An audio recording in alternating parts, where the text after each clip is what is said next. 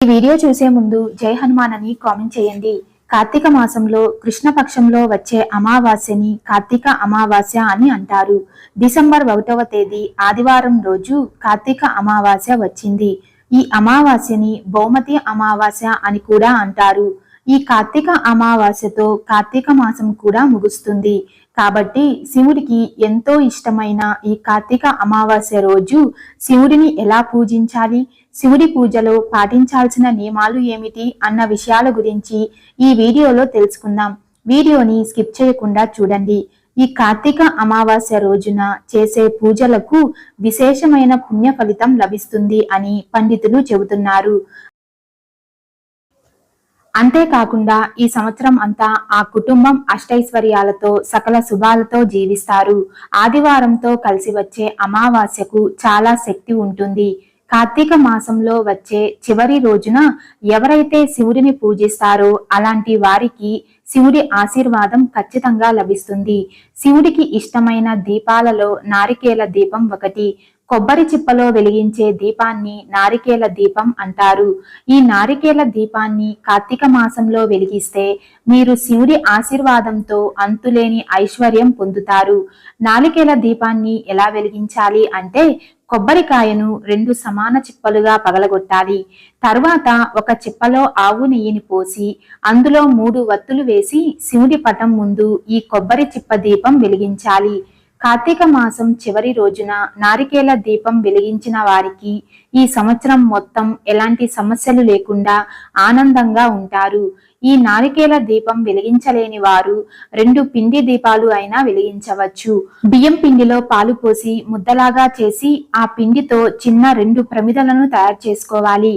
ఆ ప్రమిదలకు కుంకుమ బొట్లు పెట్టి ఆ ప్రమిదల్లో ఆవు నెయ్యిని పోసి 5 వత్తులతో శివుడి ముందు దీపం వెలిగించాలి. ఇలా ఎవరైతే పిండి దీపం వెలిగిస్తారో వారికి కోటి జన్మల పుణ్య ఫలితం లభిస్తుంది. శివ పూజలో నైవేద్యంగా బెల్లం ముక్కను సమర్పిస్తే కోటి రెట్ల పుణ్య ఫలితం సిద్ధిస్తుంది. ఈ కార్తీక అమావాస్య రోజు ఇంట్లో ఉన్న ప్రతి ఒక్కరూ ఖచ్చితంగా తలస్నానం చేయాలి. కార్తీక మాసంలో తలస్నానం చేసేటప్పుడు తల మీద షాంపూను పెట్టకూడదు. కేవలం తల మీద నీళ్లు మాత్రమే పోసుకోవాలి. ఈ కార్తీక అమావాస్య రోజున శివాలయానికి వెళ్లి శివుడిని దర్శించుకున్న వారికి ఖచ్చితంగా కైలాస ప్రాప్తి కలుగుతుంది. శివుడు అభిషేక ప్రియుడు కాబట్టి ఈ కార్తీక మాసం చివరి రోజున ప్రతి ఒక్కరూ శివాలయానికి వెళ్లి శివుడికి అభిషేకం చేయించండి. ఆవు పాలతో శివుడికి అభిషేకం చేస్తే మీకు అఖండ రాజయోగం వరిస్తుంది.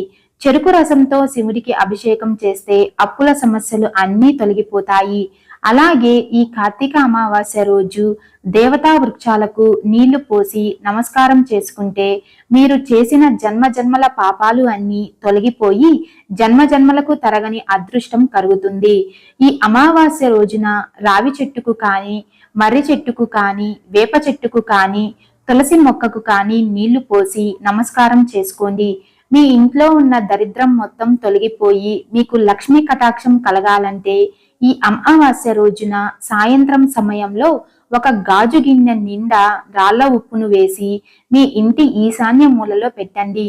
మరుసటి రోజు ఉదయాన్నే ఎవరూ చూడని సమయంలో ఆ ఉప్పును తీసి ఎవరూ తొక్కని ప్రదేశంలో పడేయండి.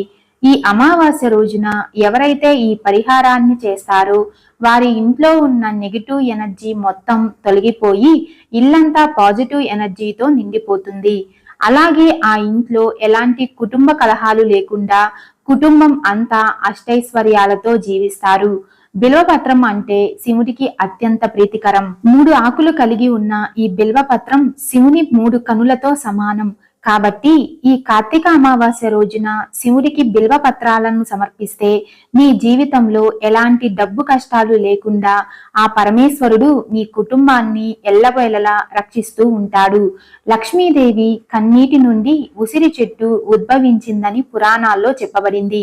కాబట్టి శివుడి ఆశీర్వాదంతో పాటు లక్ష్మీదేవి కటాక్షం కూడా మీకు లభించాలంటే ఈ అమావాస్య రోజున శివాలయంలో ఉసిరికాయ దీపంను వెలిగించండి. ఇలా చేస్తే లక్ష్మీదేవి సంపూర్ణ ఆశీర్వాదం మీకు ఉంటుంది.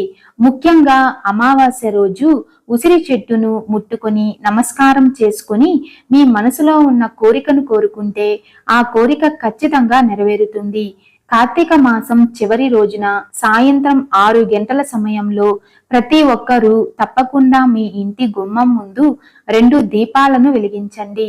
మీ ఇంట్లో తరచూ అనారోగ్య సమస్యలతో బాధపడుతుంటే ఈ అమావాస్య రోజున ఏదైనా అమ్మవారి ఆలయానికి వెళ్ళి అమ్మవారికి నిమ్మకాయ మాలను సమర్పిస్తే అనారోగ్య సమస్యలు అన్నీ తొలగిపోయి ఆయురారోగ్యాలతో జీవిస్తారు. ముఖ్యంగా కార్తీక అమావాస్య రోజున రాత్రి సమయంలో ఆహారం తినకుండా ఖచ్చితంగా ఉపవాసం ఉండాలి. మన హిందూ ధర్మంలో గుమ్మడికాయను లక్ష్మీదేవి స్వరూపంగా భావిస్తారు.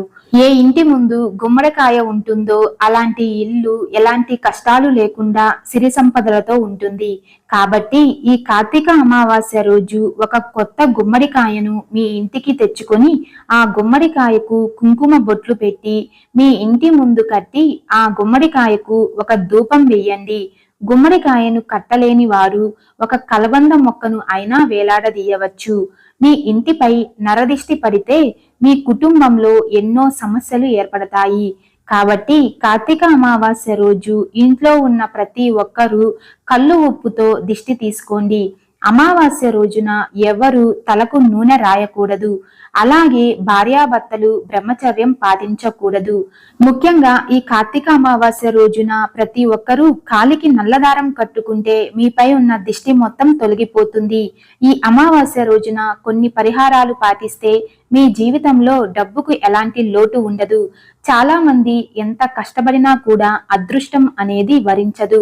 అలాంటి వారు ఈ కార్తీక అమావాస్య రోజున సాయంత్రం స్నానం చేసి మీ పూజ గదిలో ఉన్న లక్ష్మీదేవి పటం ముందు ఒక నెయ్యి దీపం వెలిగిస్తే లక్ష్మీదేవి ఆశీర్వాదం మీ ఇంటిపై సంపూర్ణంగా ఉంటుంది.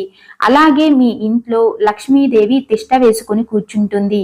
దీంతో మీ భర్త ఆదాయం రెట్టింపు అవుతుంది. ముఖ్యంగా ఈ కార్తీక అమావాస్య రోజున 11 మంది పేదవారికి మీ స్తోమతను బట్టి అన్నదానం చేయండి. ఈ రోజున ఎవరైతే ఇలా చేస్తారో వారికి కోటి జన్మల పుణ్యఫలం లభిస్తుంది. ఈ వీడియో మీకు నచ్చినట్లయితే లైక్ చేసి షేర్ చేయండి.